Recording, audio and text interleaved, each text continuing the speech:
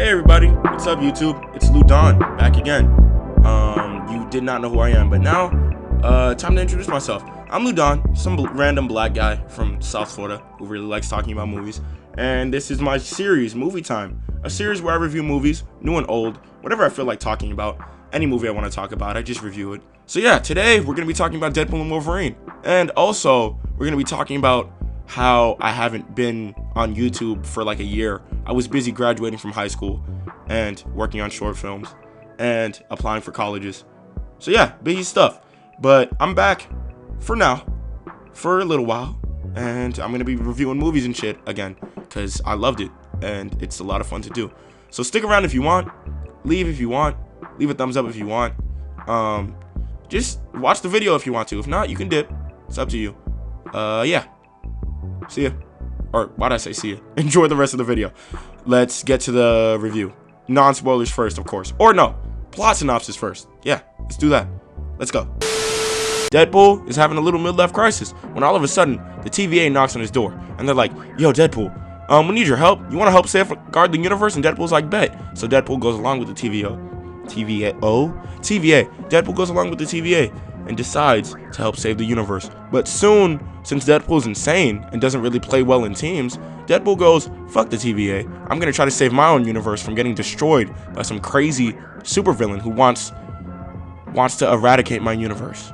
And Deadpool decides he's gonna need Wolverine's help to help save his loved ones before they suffer non-existence. And by non-existence, I mean death. And by death, I mean the entire universe that Deadpool lives in will blow up or break apart or something like that. And that is the wonderful plot synopsis of Deadpool and Wolverine, as told by Lou Don, me.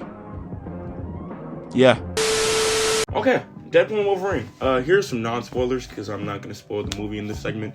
Just going to tell you what I thought, I guess. Haven't done this in a minute. This is kind of fun. Alright, I feel like online a lot of people have hyped this movie up a lot, like kind of like it's the return of the MCU, when in my opinion I feel like the MCU hasn't really been dead. That's kind of just like a talking point that keeps getting tossed around for me that I kind of disagree with. They're more hit or miss. I feel like the creative team has just been going through it, and I don't know why. I'm just used to a person, like, since I read a lot of comics, I'm just kind of used to the quality going in and out as the creative team switches up over time, and they haven't been as consistent with their movies. But that's not really a problem, because it's like every time they drop a miss, they drop a hit. And is Deadpool and Wolverine a hit? Kind of, in my opinion. It's a pretty good movie. Honestly, it was really enjoyable to watch. I like a lot of it, even though most of it is fan service. It could alienate some people, but at this point, if you're not on the Marvel bandwagon, it's kind of too late to jump on. So if you hopped on now, good luck, I guess. You could marathon most of the movies on Disney Plus if you have Disney Plus. If not, you're cooked. Anyways, Deadpool and Wolverine. The main thing that I can say about it without spoiling it is obviously Ryan Reynolds is in the movie. Hugh Jackman is in the movie. They're both in the movie. That was advertised. Everybody knows that. But the thing is, their performances also aren't really bad. They're good as usual, you know. I think Deadpool, Ryan Reynolds was basically cast perfectly in the Deadpool role. He's been playing this character for the past like 10 years. He's been so invested in it, and I feel like that shows. Bro cares so much about this character and so much about the performance. You can tell it in like every scene. I have the first two Deadpool movies on Blu-ray, actually, right here. Deadpool 1, Deadpool 2, pretty good movies. Honestly, I don't think this movie hit emotionally as hard as Deadpool 2. It's kind of hard to do that though. Deadpool 2 was just kind of extremely emotionally gripping in a way I think this movie lacks. I feel like this movie has a lot more spectacle than being emotional depth. It has a lot less emotional depth and a lot more spectacle. And the spectacle is fun, but it's brief. And it's not brief. It's pretty much the whole point of the movie. I don't know why I described the spectacle as brief. Anyways, Wade Wilson, Deadpool himself, and Wolverine, Hugh Jackman, and Ryan Reynolds make probably one of the funniest buddy cop duos in any movie that I've seen personally. I need to watch the Bad Boys movies though. Those are probably better buddy cop movies. But no, Deadpool and Wolverine, if I think of it like a buddy cop movie, which I'd love to think of it like that because that's pretty much what it is. They're both just running around the multiverse and shit. That's also in the trailer, so not really a spoiler. Anyways, Deadpool and Wolverine, their dynamic in this movie is really enjoyable, and the scenes where it's just both of them together, a lot of fun to watch, obviously. It's just a lot of fun to see these two awesome characters interact with each other and soak up the presence of... They pretty much had my attention for the entire movie. Even though the pacing dips at a certain point, I feel like the characters of Wolverine and Deadpool and their interactions together just kind of keep you constantly invested in what's going on throughout, even if you're kind of bored by the situations and like how slow it gets in the second act, because it does slow down a little bit, but I kind of didn't mind that because I like seeing these two characters interact, and since I love the characters, when it slows down, I was fine with it. Besides that though, I feel like one thing this movie struggles with specifically is it's not as emotionally gripping as the other two. Clearly, the first two Deadpool movies have kind of more of an air of not really, I'd say they have less fucks to give, because the first two Deadpool movies are really low budget, or they're not. Like, the first one is extremely low budget. The second one is higher, of course, but it's not to the same level as this. So they have a little bit more of an edge, like more of a bite to the comedy, and more. I feel like the other two just have better moments than this one does, and they stick with me a little more than Deadpool 3 does. But it's still a very enjoyable movie that I would recommend you check out, especially if you like Marvel. Overall, I think this movie's pretty well done. I can get into the spoilers now, so that's what I'm gonna do. So yeah, Mordecai. Where's Rigby? He's right here.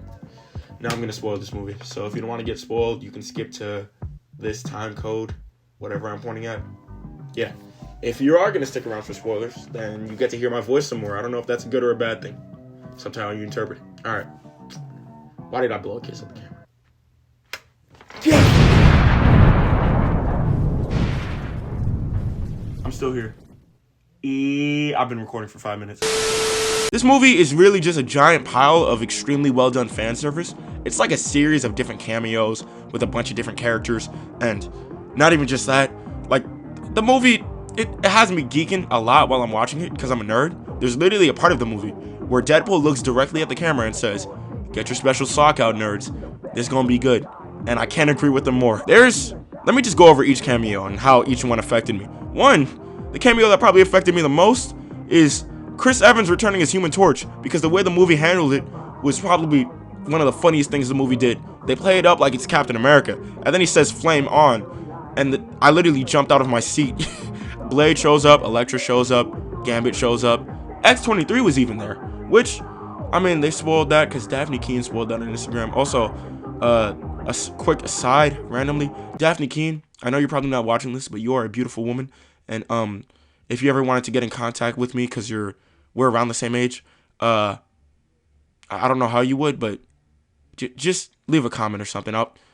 Never mind, that sounded really creepy. Daphne King, that's besides the point. Back to the review. Anyways, cameos, a lot of fan service. It's pretty much like the movie almost acts as like a tribute to the early 2000s Fox movies, like the Daredevils, the Elektras, even though not many of them were very good. It's like kind of a send-off to that in a weird way. It's like a fun, weird send-off to the early 2000s era of Marvel, which I kind of enjoyed. Like, I really enjoyed that aspect of this film. Besides that, I don't think this film stacks up emotionally compared to the last two, especially the second one. The first Deadpool is just a low-budget, grimy revenge movie for me, and that really works for the first one. The second one amps it up a lot more, but it has more of like a personal stake in it, because the second one is basically just Terminator 2, but if it had Deadpool in it. And Deadpool in the second one, in my opinion, is probably the peak of his character overall in this entire trilogy. And I feel like in the third one, he's just going through a midlife crisis, which is obvious, and he's sad as fuck. Like, he's depressed as shit in this movie. Starts off and he has a pretty bad part-time job that he just keeps going into and clocking in, which he clearly hates. This movie just held me a lot less emotionally compared to the other two because of its lack of the supporting cast, one. And I feel like the stakes in this film are so high that it's kind of hard to get invested in it because it's so beyond.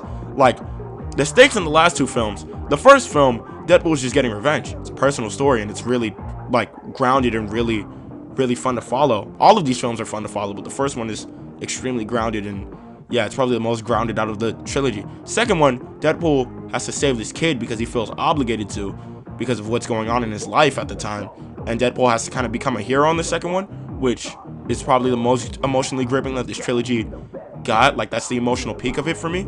And in this third one, the entire universe he lives in is going to be pruned and destroyed by the TVA, and he has to stop that.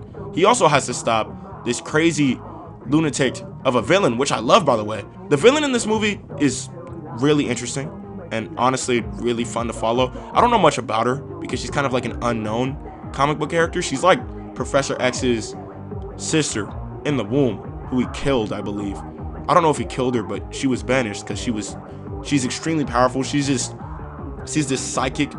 She has a lot of aura. I don't know how to describe it. She has like a strange, psychotic, sinister aura that's just, every time she's on screen, it's captivating, and the actress playing her does a great job. She knocked it out of the park for sure. But yeah, the villain in this movie, I just really liked her, and I feel like I should probably read some comics with her in it because she just seems like a really interesting X-Men villain in general. But yeah, besides that, some other aspects of this movie that didn't really mesh with me so well, besides the fact that it's not as emotionally gripping as it can be, I feel like it looks a little drab and gray, but that's kind of a problem with the whole Deadpool trilogy. All three of these movies don't really look that striking. I feel like you could just go balls to the wall, like color crazy with Deadpool. He's such a flamboyant, like insane character. I feel like these movies should be like a little bit more cartoonish, I guess.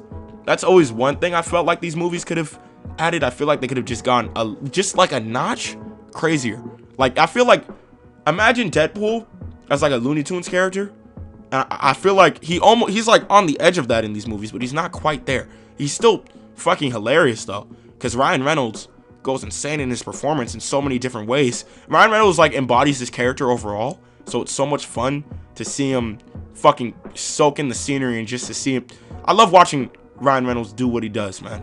It's really great. The movie, I feel like, knows exactly what it is, and it's going for like a big roller coaster, like fan servicey type thing, and I really enjoyed that personally as a fan of this myself. I'm basically like a Marvel shill, so I can't it's hard for me to disconnect myself, especially since it's hard for me to judge this just by itself, especially since I'm literally practically a lifelong Marvel fan. But in all honesty, filmmaking wise, I don't think this movie stands out in any particular way, but I think if I look at it as just like a plain roller coaster, fun fuel fucking fest of steroids and Deadpool and Wolverine going crazy as they travel across the multiverse, overall for me, I would compare this movie to something like a fun theme park ride. It's enjoyable while you're in it, and it's a lot of fun to it's a lot of fun to stay strapped in and just go along with the ride with Deadpool and Wolverine. There's a lot of fun scenes, like all of the action sequences. I'll give the film this: the action sequences are fucking exhilarating. Like the opening sequence where it's Deadpool dancing to fucking he's dancing to, how did I forget the name of the group? Shit. He's dancing to In Sync.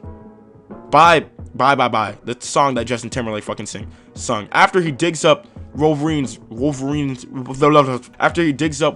grave, he starts killing a shit ton of TVA fucking agents. TVA fucking agents. He starts, oh god, I can't speak. He starts murdering all these TVA agents with Wolverine's skeleton while dancing to fucking In Sync. And it's one of the most entertaining sequences I've seen in this entire trilogy. But it's not, honestly, it didn't make me laugh as much as the opening credits of Deadpool 1, but that's just my own bias. Overall though, yeah, like I said, this movie was a lot of fun to stay strapped into. Nothing that'll stick for you for, like, nothing that will stick in my mind for a long ass time, honestly. It's just enjoyable in the moment. I'll definitely buy it on Blu-ray and watch it whenever I get bored.